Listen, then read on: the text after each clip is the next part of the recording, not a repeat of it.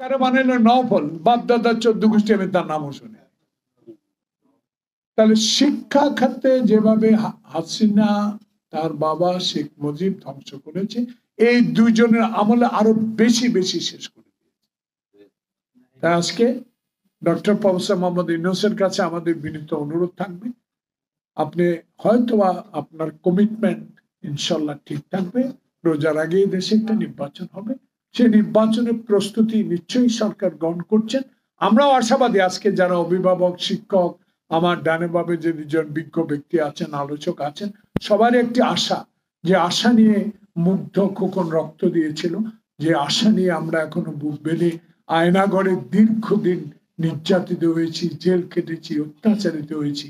সেই কারণে আমরা আপনার কাছে আশাবাদী, এই বাংলাদেশে একটু দেরি হয়ে গেল, আর যেন দেরি না হয়, একটু দেরি হয়ে গেল।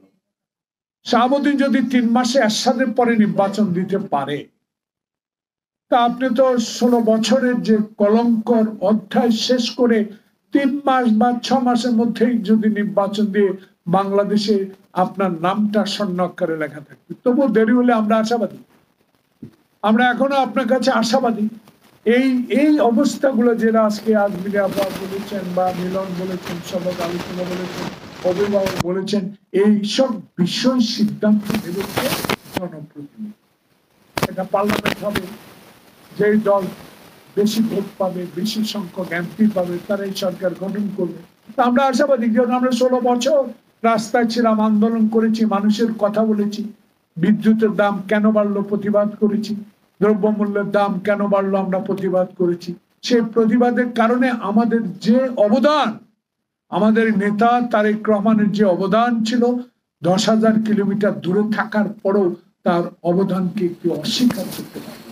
এখন আমরা শুনি কেউ 300 সিট পাবে, কেউ 200 সিট পাবে, কেউ কেউ মনে করছেন, সন্দেহ প্রকাশ করছেন যে নতুন দলের আরো শক্তিশালী না হওয়া পর্যন্ত নির্বাচন হবে না। কিন্তু লন্ডন আলোচনার পর আমার এই রাজনৈতিক কর্মী হিসেবে আমার একটা দৃঢ় বিশ্বাস জন্মিয়েছে, ইনশাল্লাহ রোজার আগেই দেশে ভোট হবে এবং শিক্ষা ব্যবস্থা বলেন, আইন শৃঙ্খলা বলেন, সাংবিধানিক প্রতিষ্ঠানগুলো বলেন, দুদক বলেন, সকল কিছুই নির্ভর করবে আগামীতে যিনি সরকার গঠন করবেন, আগামীতে যিনি বিপুল সংখ্যক এমপি নির্বাচিত একক সংখ্যাগরিষ্ঠ অর্জন করে দেশে একটি সরকার গঠন করবেন, সেই সরকার হবে হাসিনার সকল অত্যাচার অবিচারের দিকে খেয়াল রেখে, সামনের দিকে যেন কোনো অবিচার না হয়, বিচার বিভাগ যেন স্বাধীনভাবে কাজ করতে পারে, সাংবিধানিক প্রতিষ্ঠানগুলো যেন স্বাধীনভাবে কাজ করতে পারে, সেদিকে লক্ষ্য রেখে এগিয়ে যাবেন, এই ভরসা, এই আশা আমাদের আছে। তাই শেষ একটি কথা বলতে চাই, আর বিলম্ব নয়, অনুগ্রহ করে আর বিলম্ব নয়। মানুষ কিন্তু হতাশাগ্রস্ত, নির্বাচন হবে কি হবে না, কিন্তু লন্ডন বৈঠকের পর মানুষের মধ্যে যে আশার সঞ্চার হয়েছে,